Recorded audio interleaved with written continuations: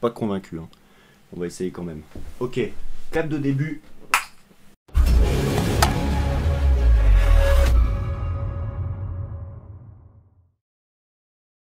Salut à tous, c'est Ashley Warner. On se retrouve aujourd'hui pour du coup une petite vidéo dans un contexte un petit peu plus particulier que ce que vous avez l'habitude de voir sur la chaîne Twitch ou quoi.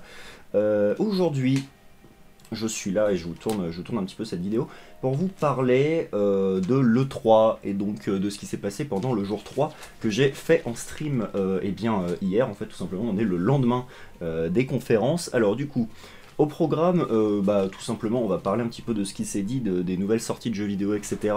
Et de ce que j'en pense, sachant que du coup c'est la première fois que j'aborde ce genre de sujet réellement un peu dans le détail entre guillemets, hein, puisque c'est vrai que j'ai jamais réellement fait ça auparavant, donc là ça va vraiment... j'ai pris mes notes, hein, comme vous le voyez, donc j'ai pris mes notes, il y a le micro qui est juste là, tout est prêt, tout record, et on va pouvoir se lancer. Alors du coup, déjà, qu'est-ce qui s'est passé hier en termes de conférences? Alors il y a eu quelques grosses conférences. Moi je vais aborder de la conférence Ubisoft à la conférence du coup Upload VR, en passant par Gearbox et par Devolver, voilà tout simplement. Donc c'est ces quatre conférences là. Pourquoi? Parce que c'est les quatre que j'ai traitées en stream, hein. Je vais pas traiter celles que je n'ai pas faites. Du coup, concernant la conférence Ubisoft, donc je vais parler un petit peu de ce qui s'est dit, de ce qui s'est annoncé, ce que j'en pense et bon ce que c'est que les sorties. Donc vous aurez quelque part sur l'écran, je sais pas encore où, des images des conférences que j'ai tournées hier, du coup que j'ai restream sur la chaîne Twitch, qui s'afficheront quelque part sur l'écran. On fera pareil pour le jour 4, donc du coup que je tourne ce soir, donc voilà, on fera pareil, du coup la vidéo sortira demain, voilà tout simplement. Donc, concernant Ubisoft, la conférence a démarré un peu fort, entre guillemets, avec un jeu auquel je m'attendais pas, je m'attendais pas à ça en réalité. Ils ont parlé de Rainbow Six. Alors Rainbow Six, pourquoi? Ils ont sorti une nouvelle extension qui s'appelle Rainbow Six Extraction, et du coup Rainbow Six Extraction c'est quoi? C'est un genre de Left 4 Dead en coop où vous êtes 3 ou 4, je sais plus, 3 ou 4 mecs, 3 ou 4 agents tout simplement, à être dans une région infestée, donc un peu à la XCOM, vous voyez, le genre de truc un peu xéno, tout ça, xéno humanoïde, et je disais que les monstres qu'il y avait dedans me faisaient penser beaucoup à Défiance, voilà, parce que Défiance c'est un MMO, un vieux MMO maintenant, hein, année 2012, 13, 15, qui avait fait pas... Enfin, un free-to-play qui était dans une époque un peu moderne, un peu à la... Merde, il y avait un autre MMO comme ça, je me rappelle plus. C'était Secret World, un truc comme ça un peu, pas du tout dans le même genre, hein, puisque Secret World on est dans le monde de Cthulhu, alors que là c'était plus du Xeno, invasion alien, etc. Même si on peut faire des recoupements, mais là c'était vraiment plus proche de ça, plus proche de Défiance que de Secret World pour le coup, et ça m'a fait penser à ça. Pourquoi? Parce que la tronche des zombies, la tronche des aliens que vous affrontez, zombies, aliens, humanoïdes, xéno, enfin bon, choisissez ce que vous voulez, même si c'est plus xéno que zombie en réalité. Du coup, ces monstres-là m'ont fait penser pas mal à Défiance, on sent qu'il y a une inspiration quand même un peu, j'ai l'impression. Du coup il y a différents monstres, hein. Vous avez le Apex par exemple qui ressemble à une grosse liche, ils réagissent aux UV, vous avez tout un arsenal pour les affronter, et c'est de la coop, voilà, réellement c'est de la coop, vous affrontez pas d'autres joueurs là-dedans, le but étant de récupérer du coup quelqu'un qui s'est fait visiblement de ce que j'ai compris des trailers, quelqu'un qui s'est fait enlever par ces xénos justement en région hostile, et donc vous devez ensuite traiter la zone et vous exfiltrer, voilà. Donc apparemment il y a différents types d'aliens. Il y en a qui sont efficaces tout seuls, il y en a d'autres qui sont efficaces, je me souviens du Witcher notamment, je me souviens des mecs où ils disent qu'ils sont nuls à chier tout seuls, et effectivement tu vois que les mecs les one shot quasiment, même en plein torse, donc il dit que voilà, il y en a certains qui sont efficaces en groupe, d'autres qui sont efficaces tout seuls. T'as le Apex qui visiblement est la grosse, le premier gros alien que tu affrontes, qui ressemble effectivement à une liche en fait, hein, tout simplement, et donc ces aliens se déplacent dans une sorte de tissu contaminant noir, voilà, qui se dissipe lorsque vous tirez dessus. Voilà, si vous marchez dedans visiblement c'est dangereux, et donc ça m'a pas mal fait penser à Left 4 Dead. Voilà, faut savoir qu'ils avaient sorti un mode un petit peu comme ça, pas avec des xénos, mais où vous étiez en fait dans une... il me semble que c'était ce jeu-là, où vous étiez dans une école en fait infestée de terroristes, et donc le bâtiment s'était fait attaquer. Je sais plus si c'était une école ou une bibliothèque, enfin c'était un truc comme ça, et j'y avais pas mal joué, c'était pas mal du tout. Et du coup, je pense qu'ils se sont inspirés de ce mode-là pour sortir celui avec les xénos, et visiblement ça a l'air pas mal. Alors je sais pas s'il y a une campagne, je sais pas s'il y a des choses, des campagnes, voilà, ce genre de choses, mais ce que je sais c'est qu'il y a un arsenal prévu pour ça, avec des lampes UV, des détecteurs de mouvement, ce genre de trucs. Vous pouvez utiliser bien évidemment les barricades de Rainbow, hein, ainsi que le drone de Rainbow Six. Tout, bref, ils ont gardé le gameplay classique, mais en adaptant ça pour du Xeno, voilà, tout simplement. Donc ça avait l'air pas trop mal, très honnêtement, ça avait l'air pas trop mal. Je le testerai. Je pense que je le testerai et je vous dirai un petit peu ce que j'en pense. Il y avait ce côté sport, évidemment, sport, alors pas sport S-P-O-R-T, mais le côté sport S-P-O-R-E, du coup, avec ce système un peu de champignons, voilà, cette espèce de tissu. Ils insistent bien sur le fait que c'est un tissu, donc c'est quelque chose de cellulaire, c'est quelque chose de vivant, réellement. Alors, les sports aussi, c'est techniquement c'est un peu vivant, même si bon, je vais pas rentrer dans des détails, mais enfin c'est issu de quelque chose de vivant. Mais là, vraiment, le tissu c'est quelque chose de vivant, et c'est par ça qu'ils se déplacent, eux, les aliens. Voilà, ils se déplacent dans ce tissu-là, et ils jaillissent du sol, on le voit bien dans le trailer, comment ça se passe pour sortir là-dedans. Vous pouvez perdre, réellement, j'ai l'impression qu'il y avait un truc un petit peu à la Escape from Tarkov, c'est-à-dire que si vous perdez vos aptitudes, vous perdez de l'équipement, si j'ai bien compris. Ça, je suis pas trop sûr, parce qu'il parlait assez vite, et j'ai pas eu tout comprendre ce qu'il disait, mais dans l'idée, il me semble que c'est un truc comme ça. Donc il y a réellement un côté défaite, c'est-à-dire si vous perdez, vous n'avez pas juste perdu la partie, vous perdez réellement des choses qui sont rattachées à votre personnage. Et ça, j'aime bien l'idée. Quoi d'autre? Bah pas grand-chose au final. Pas grand chose, si ce n'est que bah voilà, je le testerai et je vous ferai un petit peu un retour. C'était pas le genre de truc auquel je m'attendais, très honnêtement. Je m'attendais pas à ce qu'il parle de Rainbow Six, très honnêtement. Rainbow Six que moi j'y ai un peu joué, mais sans plus, parce que c'était pas mon style de stratégie. Voilà, je préfère les stratégies à la Counter-Strike ou ce genre de truc. Mais honnêtement, ça avait l'air pas trop mal. Voilà, donc on verra ce que ça donne. Et on verra surtout, j'espère que la difficulté est bien dosée. Et par bien dosée, je veux dire qu'elle est un peu corsée. J'aime bien quand ça me résiste un peu. Voilà. Ensuite, ils ont abordé quelque chose qui pour moi est un gros OSEF sur 20, mais bon, ça peut intéresser des gens, c'est Wacksmith. Alors Wacksmith, c'est quoi? C'est une plateforme pour apprendre la guitare. Voilà, développée par Ubisoft. Voilà, il en existe des dizaines, même des centaines, je suis sûr, donc honnêtement, voilà, sans plus. En plus, en tant que musicien, je peux vous dire que c'est pas forcément... Enfin, c'est ce que je disais hier en stream, c'est qu'il y a des manières plus efficaces qu'utiliser des applis pour apprendre. Mais bon, voilà, Wacksmith, donc du coup c'est la plateforme musicale d'Ubisoft, c'est ce qu'ils utilisent pour faire apprendre aux gens la guitare, et la basse aussi, si j'ai bien compris. Ensuite, ils ont abordé quelque chose qui était Riders Republic. Alors Riders Republic, c'est quoi?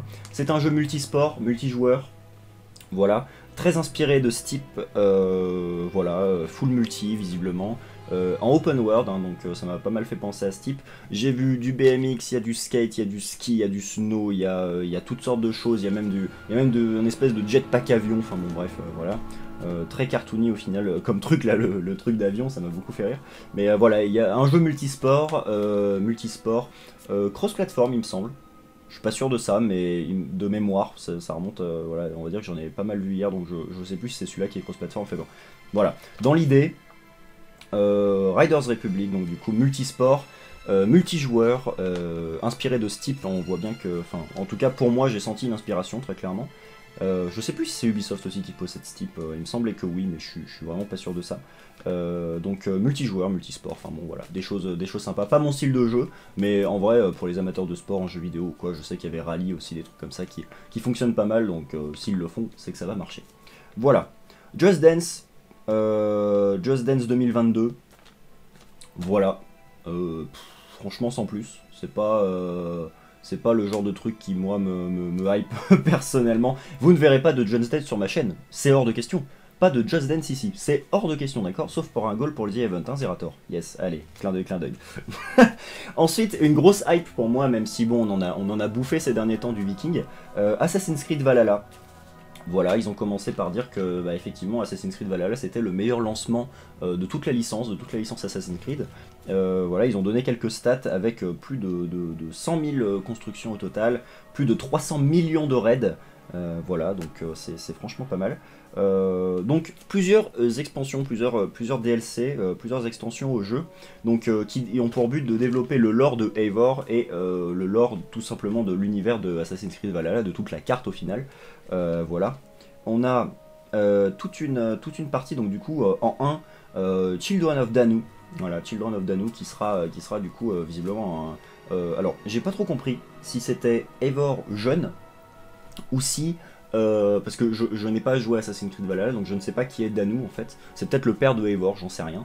Mais visiblement, voilà, vous incarnez quelqu'un de plus jeune que Eivor, donc je sais pas si c'est Eivor plus jeune ou si c'est totalement quelqu'un d'autre. Et donc voilà, vous affrontez des ennemis. Il a l'air de se battre avec une sorte de Kepesh, voilà, donc c'est plutôt sympa comme truc.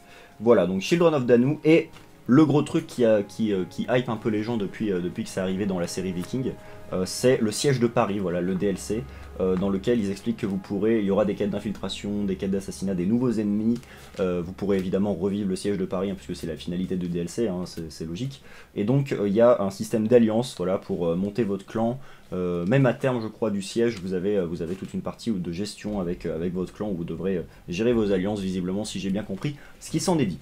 Voilà, et en 3, un free DLC visiblement, enfin une extension gratuite ou une mise à jour gratuite en tout cas, plus PvE semi-roleplay. Alors, pourquoi j'ai qualifié ça comme ça? Parce que ça m'a beaucoup fait penser à de l'immersion, entre guillemets, pure et dure, c'est-à-dire il n'y a pas d'histoire de quête, il n'y a pas d'histoire d'intrigue autour des assassins, etc. Non, de ce qu'on a vu, c'est visiblement, tu peux incarner un bûcheron, voilà, dans l'univers viking d'Assassin's Creed Valhalla, tu peux incarner un moine, de ce qu'on a vu. Bref, en gros, faire du gameplay PNJ, du gameplay NPC, du gameplay immersion dans l'univers, pour tout simplement se détendre à mon avis, et juste faire ce que ferait n'importe quel NPC dans un jeu vidéo. Et du coup, ça peut être sympa. J'avoue être un peu friand de ça, parce que j'aime bien me poser et juste faire mes petites activités. Il y avait un truc comme ça dans Life is Feudal, où tu faisais, voilà, tu passais des heures juste à marcher entre deux crafts. Alors tu perdais pas ton temps alors, dans Life is Feudal, mais c'était un peu ce genre de truc. Il y avait aussi, il y a un jeu là comme ça qui s'appelle Dynasty, je crois. Dynasty qui est franchement pas mal, un survival médiéval, où voilà, tu fais ta vie quoi. C'est faire sa vie. Voilà, littéralement, c'est pas du Assassin's Creed dans le sens où vous n'êtes pas sans arrêt en train de buter des dizaines d'ennemis, vous êtes dans une quête épique, machin, mais là on est plus dans du calme, posé, à faire votre vie de bûcheron viking. C'est tout, voilà. Et je trouvais ça plutôt intéressant pour un Assassin's Creed, et parce que c'est quand même du action fighter hein, quand même, donc c'est quand même du gros truc, action en open world, donc c'est quand même du gros truc, mais là on est plus sur quelque chose de calme, et je trouvais l'idée sympa. Voilà. Ensuite, toujours pour cette conférence Ubisoft, Far Cry 6, évidemment, Far Cry 6. Alors Far Cry 6, on n'a pas vu, il me semble pas d'image de gameplay. Je crois pas qu'on ait vu d'images de gameplay. On a vu un trailer qui... Alors j'ai deux choses à dire sur le trailer. La première, c'est que la première partie du trailer est dégueulasse. C'est mon point de vue, d'accord? Vous prenez pas. J'ai trouvé la première partie du trailer dégueu, jusqu'à l'arrivée dans le bateau, hein. Vous verrez les images qui s'affichent quelque part sur l'écran. Voilà, donc je trouvais ça pas très beau. Par contre, la deuxième partie à partir du navire, j'ai trouvé très propre, et notamment le plafond du navire que j'ai trouvé excellemment bien foutu. Voilà, tout simplement. On a un président, enfin un méchant dans l'histoire visiblement, qui a l'air d'être assez caractéristique il parle de manière très métaphorique, enfin bon, c'est quelqu'un d'assez colérique, parce qu'il a l'air assez lunatique dans son comportement, mais en tout cas j'ai trouvé ça très cool. Il fait une métaphore sur la pêche qui est absolument incroyable, j'ai trouvé ça très bien trouvé, ça m'a beaucoup fait rire, donc j'ai trouvé ça très fun, voilà. En tout cas, sinon pour la deuxième partie du trailer, très joli, très joli, très bien modélisé, l'héroïne principale visiblement est ultra bien foutue, ultra bien faite en fait, tout simplement. Elle est très jolie, très bien faite. Voilà. Quoi d'autre pour dire pour Far Cry? Far Cry, moi j'aimais quelques petites réserves, Far Cry 6. Pourquoi? Parce que j'ai peur qu'on se retrouve à faire la même chose en finale que dans beaucoup de Far Cry, à savoir du Far Cry tout simplement. Alors c'est un bien et un mal. Pourquoi un bien? Parce que on reste dans la licence Far Cry, et un mal parce que les gens vont peut-être commencer à se lasser, même si bon, au bout du 6ème opus on peut se dire qu'il y a une fanbase qui est constante, donc on verra bien ce qu'il en est, et on verra bien surtout si le jeu est fini à sa sortie, parce que ça c'est ma grande peur en ce moment avec les jeux. Les développeurs aiment bien sortir des jeux pas finis, n'est-ce pas Cyberpunk? Voilà, ou en tout cas mal optimisé. Voilà, donc que dire de plus à part ça? Écoutez, pas grand chose. Voilà. Donc Far Cry 6, on verra bien ce que ça donne. J'ai vu aussi que, alors ça m'a étonné, après la conférence Ubisoft, ils parlaient de Far Cry 6, et les présentateurs disaient que ce qu'ils attendaient visiblement le plus en Far Cry 6, c'était la chasse. Voilà, ça m'a étonné, parce que je m'attendais pas à ce que ce soit la chasse qui revienne en top 1 quoi, dans les activités de Far Cry, mais visiblement c'est ce que les gens attendent, c'est de chasser quoi, visiblement, c'est de chasser. La chasse c'est quelque chose qui a l'air d'attirer du monde quoi, c'est rigolo. On avait droit à une magnifique scène aussi dans le trailer de Mamie Rambo, voilà je l'ai appelée comme ça parce que elle m'a fait rire, où elle croit rouler des mécaniques en face du dictateur avec son homme de main qui la flingue instantanément, il y a pas de pitié, ça m'a pas mal fait rire, j'avoue que c'était drôle. Voilà, Far Cry 6, un trailer assez joli, à part la première partie, mais sinon rien de plus à dire, si ce n'est que ça avait l'air assez joli. Et bien hâte de voir les premiers gameplays, voir ce que ça donne. Far Cry 6, du coup, j'ai pas noté la date de sortie, mais je crois que c'est 2022. Non, c'est 2021, pardon, je crois, de mémoire. Si je dis pas de conneries, c'est 2021, fin 2021, il me semble. Voilà, ensuite, on change totalement de registre. Là, ça m'a surpris un peu parce que je m'attendais pas à ça. Mario and Rabbids en 2022, Sparks of Hope, alors les étincelles de l'espoir en traduction littérale. Très bizarre comme mélange. Je savais pas. Alors je sais pas si c'est le premier ou pas, ou s'il y avait déjà d'autres jeux Mario and Rabbids, mais c'était surprenant. Je m'attendais vraiment pas à ça quand j'ai vu ça. C'était très particulier avec des Luma Rabbids. Voilà, les Luma, vous savez, c'est les étoiles en fait que vous ramassez dans Mario Galaxy notamment. Et ben, il y avait ça dans Mario and Rabbids, et du coup, ben, vous jouez un mélange entre l'univers de Mario et l'univers des lapins crétins, tout simplement. Et donc, et ben, c'était assez marrant de voir ça. Après, voilà, on a vu des images de la pré-alpha du jeu en gameplay. On a vu le trailer, donc visiblement vous allez combattre un méchant qui s'appelle Cursa, que j'ai appelé Tentaculus pendant mon stream parce que ça me fait marrer. On dirait une espèce de kraken violet, quoi. C'est assez drôle.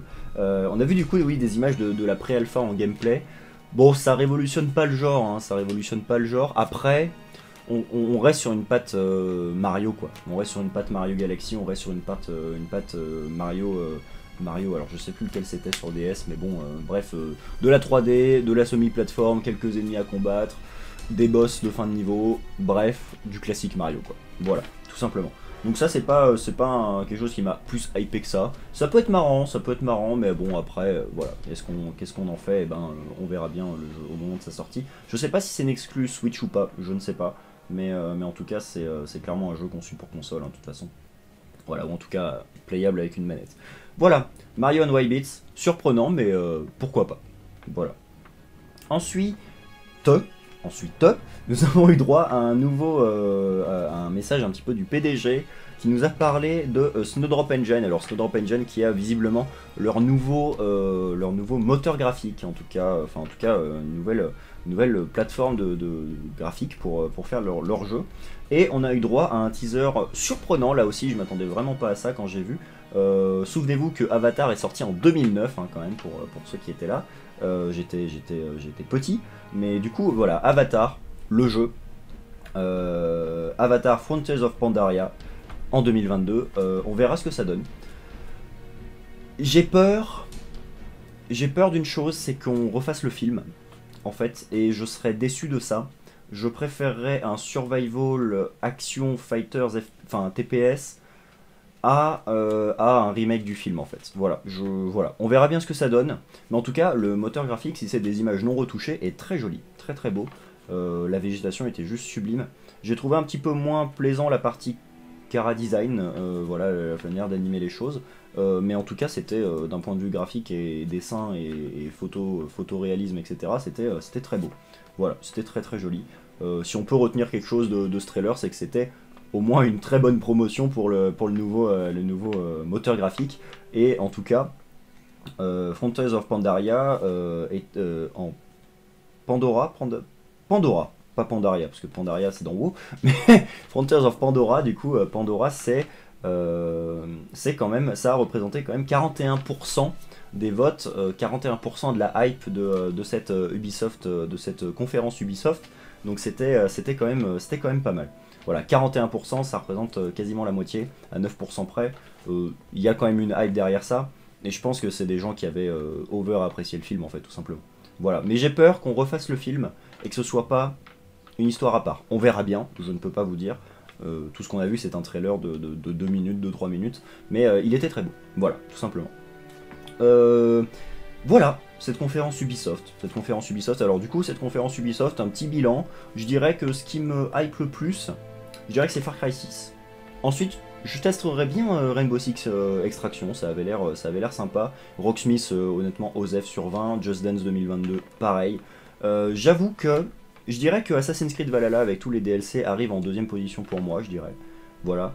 Et en troisième, pourquoi pas Avatar et pourquoi pas Mario and Rabbids, ça peut être rigolo.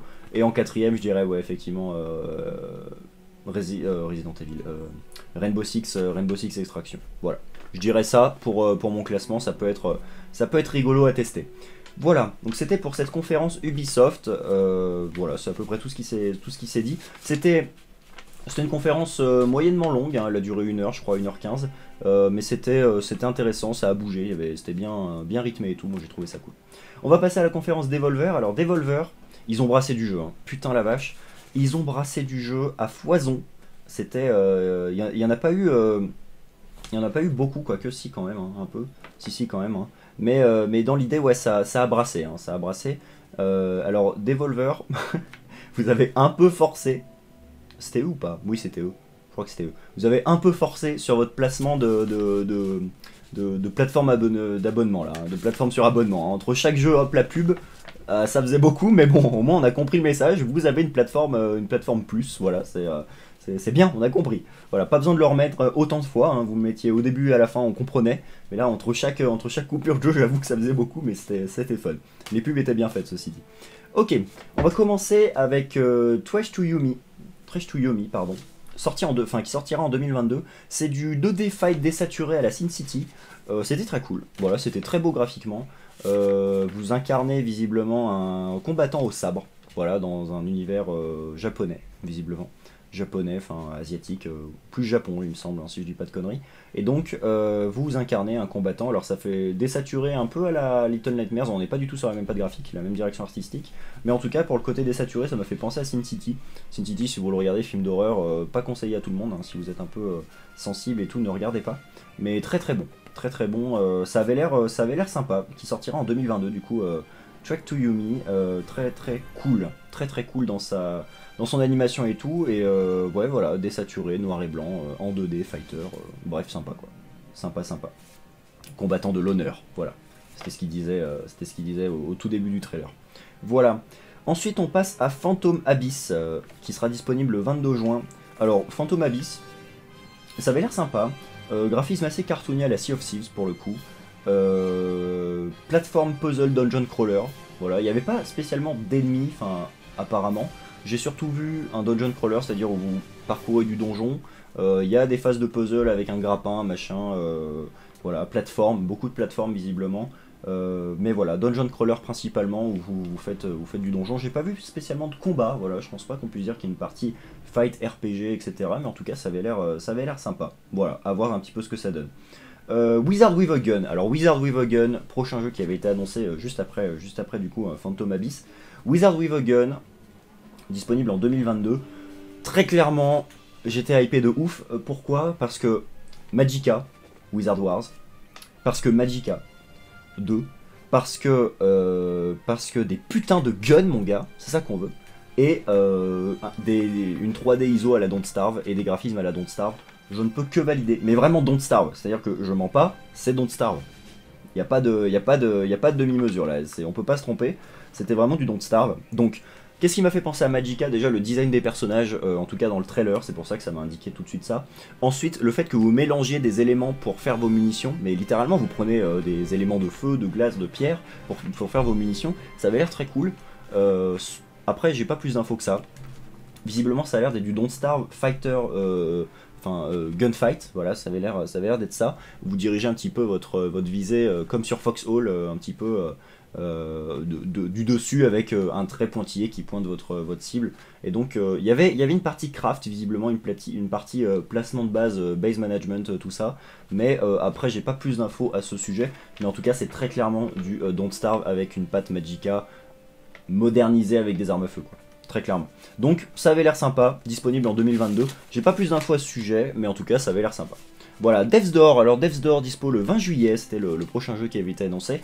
Encore une fois, j'ai l'impression que la pâte désaturée revient beaucoup à la mode en ce moment, il y en a énormément qui l'ont utilisé.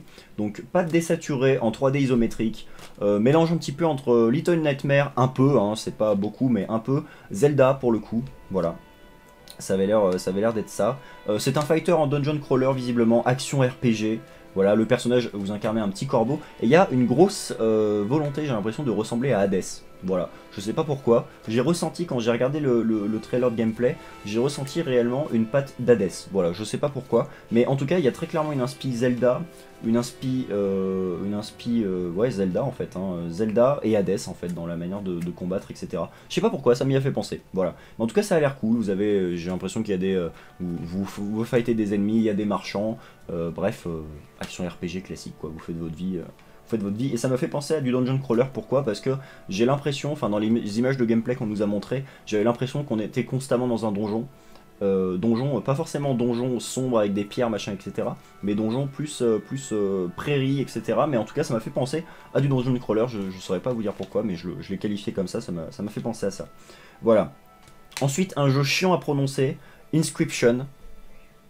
Je l'ai bien dit. Je suis étonné.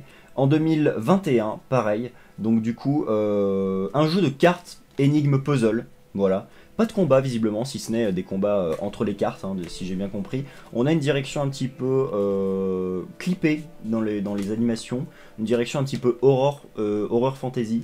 Voilà, sans plus, très, très sombre avec des tons un peu verts, etc. Gros changement d'ambiance visiblement entre chaque scène, chaque cut dans le jeu, pardon. Mais en tout cas, ça avait l'air sympa. Je suis pas un grand friand des jeux de cartes, mais bon, pourquoi pas essayer. Ça peut être rigolo. Ensuite, alors un jeu qui n'a rien à voir, qui avait été annoncé juste après, Tumble Time. Alors Tumble Time, c'est un free-to-play visiblement. Puzzle, jeu mobile. Voilà, rien de plus à dire. On passe. C'est pas le genre de jeu auquel je jouerais. Voilà. Demon Throttle, dispo en 2022, action RPG, exclu Switch. Voilà, alors Demon Throttle, ça avait l'air sympa. Grosse volonté, pardon, dans la direction artistique de vouloir ressembler à des vieux jeux. Voilà, j'ai l'impression que, si je me trompe pas, que c'est celui-là où on a des dizaines de munitions qui vous arrivent, voilà, par exemple en forme de cercle et vous devez passer entre les munitions. Bref, comme dans les vieux jeux, comme dans les vieux fighters, les vieux jeux de tir, voilà, comme ça se passait, avec un scrolling et vous montez l'écran et vous fightez comme ça. Et Demon Throttle, du coup, ça avait l'air sympa. Voilà, un bon jeu pour se détendre et pour tabasser de l'ennemi. Voilà, c'était à peu près tout pour cette conférence du coup Devolver, voilà. On va passer à la conférence Gearbox, mais juste avant, qu'est-ce que je retiens de la conférence Devolver? Alors, globalement, je dirais que un qui m'a pas mal hypé, c'est Wizard with a Gun, très clairement. Phantom Abyss avait l'air sympa, mais sans plus. Trash to Yomi, très très cool. M'intéresse vraiment pas mal, ce genre de jeu, ça avait l'air vraiment sympa, à côté des saturés, etc. Death's Door sans plus. Inscription sans plus, Tumble Time rien à foutre, et Demon Throttle pourquoi pas. Voilà, dans l'idée. Dans l'idée, c'est ce que je dirais de cette conférence Devolver, et c'était très rythmé pour le coup. Hein. Devolver, ça allait très vite, un petit 45-50 minutes, c'était et encore même pas, je crois que c'était une demi-heure au total. Donc vraiment très très court, mais efficace.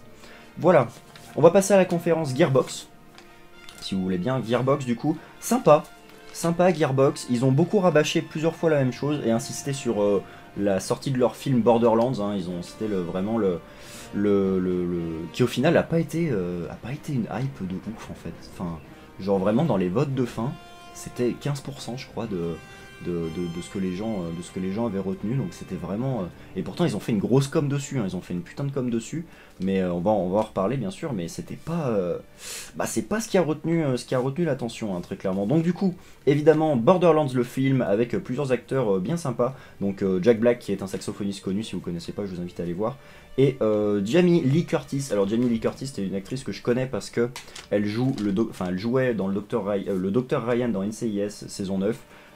Saison 9-10, et très très cool, encore une fois, très très très bonne actrice. Du coup, ça avait l'air sympa, avec en producteur Randy Pitchford qui a travaillé sur des films Marvel. Je connais pas, j'ai découvert ça hier pendant les conférences, donc s'il y en a qui connaissent des amateurs de Marvel et de DC, et ben libre à vous de savoir ce qu'il vaut en tant que producteur. Moi j'ai pas d'avis à donner sur la question, je le connais pas du tout, je suis pas très film. Voilà, donc ce film Borderlands, il se veut... ils veulent que ce soit réellement quelque chose d'à part entière, c'est ce qu'ils ont dit hier. et ils ont dit également qu'ils voulaient que ce soit plus qu'une adaptation de jeux vidéo en film. Voilà. Après, ils voulaient que ce soit réellement immersif, etc. Que ce soit réellement, que ça corresponde au graphisme du jeu. C'est pour ça qu'ils font tout en motion capture, enfin mince, quand vous filmez l'acteur et que vous reproduisez, enfin et que vous collez le skin du perso dessus. Là, je connais pas j'ai oublié le nom de la technique, mais en tout cas c'est ça visiblement. Et ça a l'air très très cool. Enfin, ça a l'air très très cool. Ça a l'air cool parce que c'est du Borderlands et que c'est une adaptation de jeu vidéo. Après, je suis pas fan de Borderlands au point d'en vouloir un film. Et honnêtement, je pense que c'est la grande majorité de l'opinion de tout le monde. Voilà, si ce n'est les gros fans de Borderlands qui vont vouloir, et je pense que c'est les 15% des gens qui étaient là hier. Voilà, et c'est eux qui ont voté, je pense. Donc, c'est à peu près tout pour ce film. Homeworld 3, du coup, un RTS spatial qui est en production. Voilà, j'ai rien de plus à dire. Sur Homeworld, voilà, le dernier opus est sorti en 2003, il me semble, donc c'est vieux. On va voir s'ils arrivent à revenir un petit peu sur le devant de la scène. RTS, donc c'est du reality, c'est c'est de la stratégie en temps réel, RTS, hein, donc c'est du combat spatial en temps réel, c'est de la stratégie en temps réel dans un univers spatial. Ensuite, moi, quelque chose qui m'a pas mal hypé, alors à voir si jamais c'est à la hauteur de ce qu'ils ont montré dans les trailers, mais Tiny Tina's Wonderland en 2022. Alors, Tiny Tina, c'est un personnage qui était disponible dans un DLC de Borderlands, il me semble. Voilà. On sent très clairement que ils veulent attirer un nouveau public, je pense, hein, très clairement, parce que c'était... on restait sur du Borderlands, c'est très clairement du Borderlands. On reste sur du Borderlands, mais abordé différemment avec des dragons. Très clairement, c'est Borderlands avec des dragons. Et j'ai l'impression qu'ils veulent attirer et renouveler un petit peu la licence principalement. Voilà. Mais ça a l'air très cool avec des graphismes borderlandiens que moi je surkiffe très clairement. On a eu droit à une scène de fight entre un dragon et un des personnages. On a eu droit à l'apparition du coup lorsqu'elle écrit son nom dans le end screen de Tiny Tina's qui vient marquer son nom au-dessus de Wonderland et qui nous insulte hein, par la même occasion. Il nous lâche une putain d'insulte. Mais c'était fun, c'était beau. Après c'est de l'image de trailer, donc on verra ce que ça donne d'un point de vue gameplay, mais c'était beau en tout cas. On verra ce que ça donne, j'ai pas plus d'infos à ce sujet. Voilà. Ensuite un jeu qui moi m'a à la fois hypé et en même temps sans plus, parce que du Viking encore une fois on en bouffe des kilos entre Valheim, la série Viking, Valhalla et Tribe of Midgard, pardon j'ai du mal à le dire. Tribes of Midgard le 27 juillet, qui sort le 27 juillet. En 3D isométrique, c'est très clairement du Valheim en 3D isométrique avec des spells, avec des sorts, hein, tout simplement. On a une volonté de ressembler à Diablo et Path of Exile, très clairement. Alors pas dans la direction artistique, parce qu'on n'est pas sur quelque chose de bloody gore, mais en tout cas, ça peut s'y confondre. On peut confondre dans le style, dans la manière de faire les choses. Très clairement un survival fighter hein, dans l'idée, avec une partie gestion de la tribu visiblement, où vous devez défendre Yggdrasil, tout simplement. Voilà. Et comme je disais, bah, effectivement on a une partie spell, c'est pas simplement du corps à corps. Il y a différentes classes, archers, combattants à deux mains, combattants au marteau, combattants à l'épée, bouclier, enfin bon. Il y a différents persos qui ont chacun leur classe et leur style de jeu. C'est ce que disait le développeur après pendant son interview. Voilà. Ensuite vient un jeu du nom de Godfall qui sera disponible le 10 octobre. Voilà. Godfall, j'ai pas grand chose à en dire si ce n'est que c'est ultra lumineux et fucking épileptique. Mais ça avait l'air assez cool. Très Warframeien dans l'idée, c'est-à-dire que là on peut pas s'y confondre non plus, c'est très clairement inspiré de Warframe. Je sais pas si c'est les mêmes développeurs, je sais pas si c'est les mêmes éditeurs, je sais pas si c'est les mêmes graphistes, enfin les mecs qui font l'animation, je sais pas si c'est les mêmes. Mais en tout cas, c'est Warframe en version plus médiéval futuriste dans les armures et tout ça. Très inspiré sur les lions, voilà, ils aiment bien les lions, visiblement sur les aumes, etc. On sent une patte quand même. Et c'est un jeu de combat en fait, tout simplement, c'est du poutrage de gueule à volonté. Et ça avait l'air joli graphiquement, voilà, même on a vu quelques images de gameplay, alors voilà, après il n'y avait pas lui, etc. qui était montré, mais en tout cas ça avait l'air d'être du gros fight en médiéval futuriste, et c'était assez sympa, voilà, mais très Warframer dans l'idée. C'était beau graphiquement, voilà, et on est dans un univers un petit peu médiéval, xéno, futuriste, voilà, dans l'idée, ça ressemble à ça, mais c'était beau, voilà, c'est ce qu'il faut retenir. C'était à peu près tout pour cette conférence du coup de Gearbox. Qu'est-ce que moi je retiens de cette conférence Gearbox? Eh bien en premier je retiens Tiny Tina's Wonderland en 2022, je retiens pourquoi pas Tribes of Midgard, et je retiens pourquoi pas Homeworld 3, à voir ce que ça donne. Le film très clairement j'en ai un peu aux F sur 20, parce que je m'en passe en fait, genre j'ai pas besoin de ça pour être content de jouer, enfin d'être dans l'univers de Borderlands. Après Godfall, pourquoi pas, à voir si jamais c'est pas un peu trop Warframe justement. Mais bon, ça il faut jouer pour le savoir, ou en tout cas se renseigner sur le jeu. Donc ça on verra à sa sortie, le 10 octobre, on verra ce que ça donne. Voilà, on va passer à une conférence, du coup la dernière conférence qui a débuté à minuit, donc aujourd'hui en fait à minuit. Le plot de VR, du coup, qui parle essentiellement et uniquement de jeux VR. Ils ont brassé du jeu, hein. Putain, c'est allé vite. Il y a eu beaucoup d'éléments en peu de temps. Une conférence qui a duré 40-45 minutes, mais avec énormément de choses. Alors, ce qu'il faut savoir, c'est que moi et la VR, on a comment dire, on a tendance un petit peu à pas toujours être d'accord, mais globalement, je pense que avec ce que j'ai vu aujourd'hui, enfin oui, à minuit, je pense que honnêtement, on commence à s'approcher de quelque chose de propre. Après, je pense toujours que c'est Gerbotron, et ça, comme j'ai jamais testé la VR, je peux pas vous dire si j'ai raison ou tort. Je pense que j'ai tort parce que bah, c'est jouable, hein, il y a des gens qui jouent, il y a des gens qui en font des streams, etc. Mais à voir quand même si ton oreille interne n'est pas en train de gerber de l'intérieur une fois que tu as mis le casque, quoi. Surtout qu'il y a des jeux qui... ça envoyait, quoi, je veux dire, c'était pas du statique, quoi, pas tous. Voilà, donc on va commencer avec Fwact, du coup, Fwact, qui est un jeu, sortira en 2021, Fwact, voilà. Action shooter FPS, voilà, graphiquement c'est du cartoon léger, voilà, ça me fait penser un petit peu à The Long Dark. Dans l'idée, vous vous déplacez et vous shootez sur des ennemis. Voilà, rien de plus à dire. On a une scène au début sur le trailer avec une scène dans la neige, etc. C'était sympa, c'était sympa. Après, bon, il y a quand même beaucoup de jeux qui font ça en ce moment, donc, mais je pense que c'est la case obligatoire, entre guillemets, pour du jeu de VR, pour se faire connaître, ou en tout cas pour essayer de s'essayer, quoi, tout simplement, pour se lancer. Donc ça avait l'air sympa, graphiquement, en tout cas, c'était sympa, et à voir après si c'est pas trop Gerbotron, parce qu'encore une fois, ça envoyait. C'était pas du statique, quoi. Tu avais tendance à bouger. Voilà. Ensuite, on part sur l'Arsenaut. Alors, l'Arsenaut qui sortira en 2021, qui est un FPS PVP où visiblement où il y a un alien contre des chasseurs, un peu à la Evolve, en tout cas si j'ai bien compris le trailer. Il n'y a pas eu de grosses explications à propos de ce jeu, à propos de l'Arsenaut, mais en tout cas ça avait l'air, pourquoi pas, sympa. Voilà. Ensuite, un jeu qui avait l'air sympa, c'était Vaults of the Wizard. Alors Vaults of the Wizard, globalement, qui sera disponible le 6 juillet, c'est un dungeon crawler, encore une fois, puzzle énigme, un petit peu à la Elder Scrolls. Ça m'a fait penser à ça quand je l'ai vu.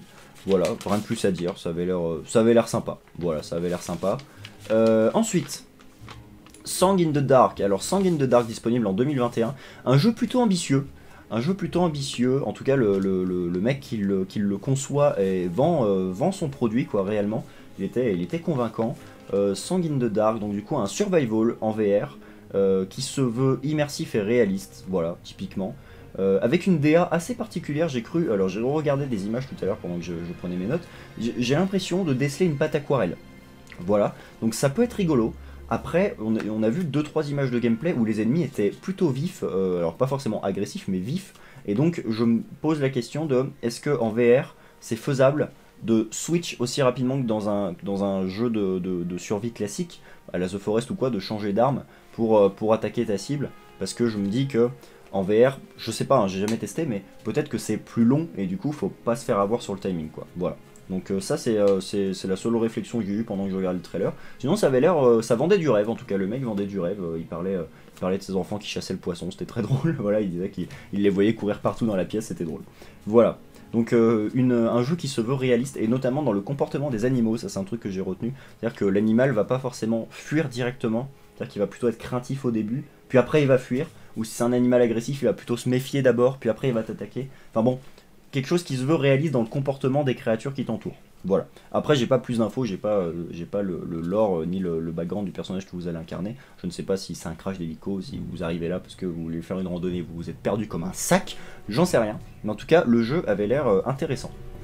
Voilà. Ensuite, on part sur Against. Alors, Against qui est un fighter Beat Saber. voilà, dans le style de Beat Saber, c'est-à-dire vous avez des choses qui vous arrivent dessus et vous devez les slasher, voilà, tout simplement, vous devez les trancher, et donc globalement il y a des ennemis qui vous arrivent dessus, donc des humanoïdes, des loups-garous, des trucs comme ça, et la DA graphique, la direction artistique avait l'air de se diriger sur quelque chose de sombre, un peu gore au niveau du sang, mais sans plus, voilà, c'est juste que t'as une giclée de sang quand tu tranches le mec, quoi, si tu veux. Et donc t'as une direction artistique qui se veut très sombre, un petit peu à la manière des vieux Batman. Voilà, des vieilles animations Batman, c'était sympa.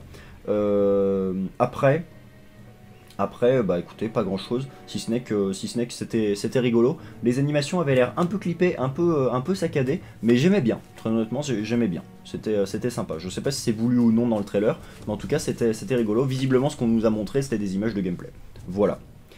Ensuite, Eternal Starlight, donc des jeux qui ont été présentés par des youtubeurs VR américains, je suppose, qui sortira le 17 juin. C'est un RTS spatial en 3D, c'est-à-dire que vous pourrez vous déplacer dans votre stratégie. Réellement, vous pourrez passer sous votre vaisseau avec votre casque, bref, indiquer sur qui vous devez tirer, machin et tout, comme si vous étiez un petit peu un dieu au milieu d'une bataille et que c'est vous qui décidiez de la gestion de la bataille de votre camp, quoi. Voilà, dans l'idée c'est ça. C'est ambitieux, à voir ce que ça donne en VR, si c'est pas trop gerbotron encore une fois.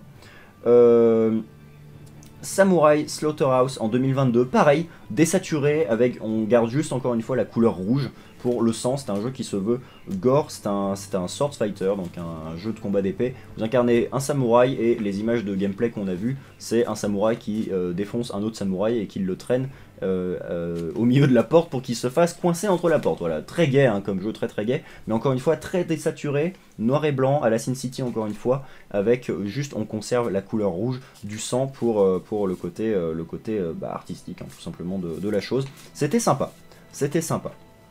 Voilà. Ensuite, on passe sur Smash Drum. Alors pour moi, Smash Drum c'est du OZEF sur 20 pour plusieurs raisons, c'est vu et revu. Et ensuite, donc dispo le 17 juin. Et ensuite, voilà, c'est du Guitar Hero version batterie. Et honnêtement, ça n'a pas l'air ergonomique. Hein. Pour le coup, je m'y connais un peu en batterie. Et je peux vous dire que ça n'a pas l'air... Enfin bon, voilà, c'est un jeu vidéo. Ça reste du jeu vidéo en VR, ça peut être rigolo. Mais bon, c'est pas... Voilà, c'est pas. J'ai rien de plus à ajouter dessus. Ensuite, Puzzle Bubble 3D. Est-ce que j'ai vraiment besoin de faire un commentaire? Non. Donc, on passe au suivant, Unplugged. Alors, Unplugged, pareil, pour moi, c'est du OZEF sur 20, c'est du vu et revu. Même si, en plus, je trouve que le concept est encore moins bon qu'avec une vraie guitare en playstock ou quoi, avec les guitares à la Guitar Hero, parce que là, tu fais du air guitar. Voilà, c'est tout.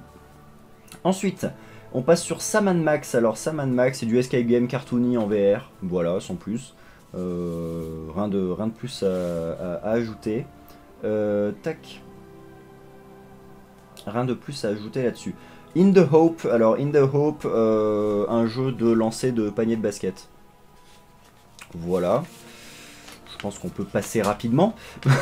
Ensuite, on a Pistol Whip. Alors Pistol Whip, c'est quoi? C'est un FPS très épileptique. Hein. Pour le coup, si vous êtes sujet à ça, ne jouez pas à ce jeu. C'était assez violent d'un point de vue des lumières. C'était très agressif. Mais Pistol Whip, voilà, du coup, un FPS, voilà, où vous dézinguez, c'est un rail shooter où vous dézinguez de l'ennemi en masse, quoi. Voilà. Enfin, un rail shooter où vous avancez, quoi. Voilà, vous avancez dans un couloir et puis vous avez des ennemis qui vous arrivent dessus et vous piou piou piou piou piou piou, voilà. Donc c'est du FPS épileptique pour le coup, Pistol Whip. Mais il y avait diverses armes et tout, ça avait l'air sympa. Voilà. Ensuite, on parle de Yonica, Wisdom of the Universe, qui sortira en 2021. Alors, c'est un jeu qui soutient la conservation des espèces et la conservation de la nature en général. Je ne peux que valider le projet, mais j'ai pas d'infos sur le jeu. Voilà. On a vu des espèces de grosses créatures dans le trailer.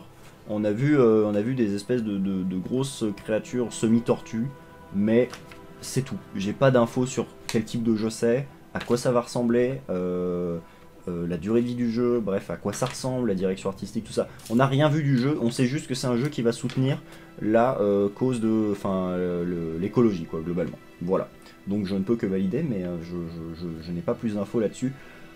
On a ensuite I Expect You to Die 2, donc I Expect You to Die 2 qui est un jeu d'espionnage, voilà, visiblement espionnage humoristique, voilà, en VR. On a ensuite Blockbusters. Je vais pas vous mentir, hein, j'ai marqué un commentaire sur Blockbuster, j'ai marqué tu pètes des cubes. Voilà, parce que tu pètes des cubes. C'est pour ton enfant de 5 ans hyperactif. Voilà, tu lui fous le casse sur la gueule et il pète des cubes. Voilà. Ah bah Minecraft a bien changé. Mais voilà dans l'idée. Ensuite on a Sushi Ben. Alors Sushi Ben c'est un jeu où tu gères un commerce de sushi et donc tu dois gérer ta clientèle, etc. Ça avait l'air aussi humoristique, hein. J'ai vu que tu avais des piottes dans des poubelles, Yamete, tout ça. Bref, on va pas rentrer dans le détail. Voilà. Un jeu ensuite qui m'a hypé parce que c'était un bon défouloir, j'ai l'impression, c'est Sentenced. Alors Sentenced, c'est un jeu où tu joues un exécuteur tout simplement. Tu joues un mec qui décapite des gens. Ça avait l'air rigolo. Voilà, ça avait l'air rigolo. Sans plus. Voilà, ça avait l'air rigolo. L'ADA avait l'air plutôt épuré au niveau des personnages. T'as pas trop de détails au niveau des visages et tout. Juste, c'est là pour buter des mecs sur ordre de ton supérieur. Voilà, on a juste eu droit à une scène où tu comprends que le mec se fait décapiter, mais il le montre pas. Mais en tout cas, c'était l'idée, c'est-à-dire que tu prends une épée à deux mains et tu décapites des gens. Si j'ai bien compris l'idée. Ensuite, on parle de Sweet Surrender. Alors, Sweet Surrender, c'est un roguelike shooter. Voilà, avec une DA un peu axée sur Borderlands, c'est-à-dire qu'on a des contrastes noirs qui ressortent pas mal sur les contours des armes et tout. C'est un shooter, voilà, c'est un FPS. C'est un roguelike shooter. Voilà, on a ensuite Winelands 2, alors attention Gerbotron, voilà, Winelands 2, pas Gerbotron parce qu'il est épileptique ou quoi, Gerbotron parce que t'as des mouvements avec ton oreille interne, genre mon gars, ça doit être incroyable, je plains ton oreille interne si jamais tu joues à ça au début, parce que en fait, tu te déplaces un peu, alors je crois que c'est dans Attaque des Titans, où les mecs se déplacent comme ça, ils se grappinent sur des trucs et ils se déplacent avec un grappin, je crois, je suis pas du tout animé, donc je connais pas, mais il me semble avoir vu ça un jour, et donc, notamment dans Core Games. Et il me semble que Winelands 2, c'est ça, et tu te déplaces en fait, c'est de l'exploration combat. Très cartoon, très cartoon, action-exploration, c'est ce que j'ai marqué. Donc c'est, voilà, t'as des ennemis, tu vas les fight et tu vas te déplacer dans le monde avec ton grappin en te grappinant à des trucs. Bref, voilà. Ça avait l'air sympa pour se détendre et tabasser un peu de monstres. Voilà. Ensuite, Traffic Jams. Alors, Traffic Jams, tu gères un carrefour de manière foireuse et c'est débile. Voilà. T'es un gérant de Carrefour et c'est complètement absurde. C'est tout. Un truc par contre qui moi m'a hypé pas mal, alors pareil à voir si c'est adaptable en VR, c'est Green Hell. Green Hell en VR, le survival, hein, qui se passe dans la forêt tropicale, qui est assez difficile, très cool. Voilà pour le coup, très cool. Ensuite, j'ai rien de plus à dire hein, sur Green Hell. Ensuite, After the Fall, FPS en coop multi. C'est un mode zombie gore très doomistique dans la quantité de sang qui est versé. Mais voilà, c'est du coop zombie en VR. Voilà, assez sympa. L'esthétique, les graphismes du jeu étaient vraiment cool, vraiment propres. Ensuite, on a... alors, c'est Blurton plus 10 Mio. Voilà, alors Blurton plus 10 Mio. On a, donc déjà pour Blurton, c'est un jeu d'arène fighter en 1v1. Visiblement, il y a une campagne. Voilà, un jeu axé très néon sur le style graphique qui sortira le 21 juin. Et Dimio, donc du coup, Wilm of the Wat King qui sortira le 28 juin. Pour le coup, ils ont montré plus d'images de Blurton. Blurton, je sais plus ce que c'est, j'écris très mal donc j'ai du mal à me relire. Donc Blurton, donc qui est un jeu fighter en 1v1 dans une arène. Un style graphique très néon, mais honnêtement OSEF, enfin moi je m'en fous perso. Par contre, Dimio m'avait pas mal hypé sur les quelques images qu'on a vues. On aurait dit qu'on était dans des galeries Skaven de Warhammer. Je trouvais ça cool. Il y a eu 10 secondes d'images de trailer et ça s'est cut après. Donc je verrai si je trouve des infos supplémentaires sur le jeu, mais pour le moment, j'ai rien de plus à vous dire sur Dimio. Si ce n'est que bah, ça avait l'air sympa, voilà, avec des rats et tout, donc ça avait l'air rigolo. Un truc que j'attends pas mal, qui peut être vraiment cool d'un point de vue immersif, c'est Sniper Elite VR, voilà, qui arrive. Sniper Elite VR, Sniper Elite auquel j'ai beaucoup joué sur Play 4, très bon. Sniper Elite 3, très bon jeu. On verra si Sniper Elite VR est à la hauteur de ses prédécesseurs, tout simplement. Nerf VR en 2022. Voilà. Voilà, Nerf VR en 2022. Et on finit sur Township Tale qui sortira le 15 juillet. Alors Township Tale, Survival, exploration, open world, avec quelques donjons à la The Elder Scrolls encore une fois.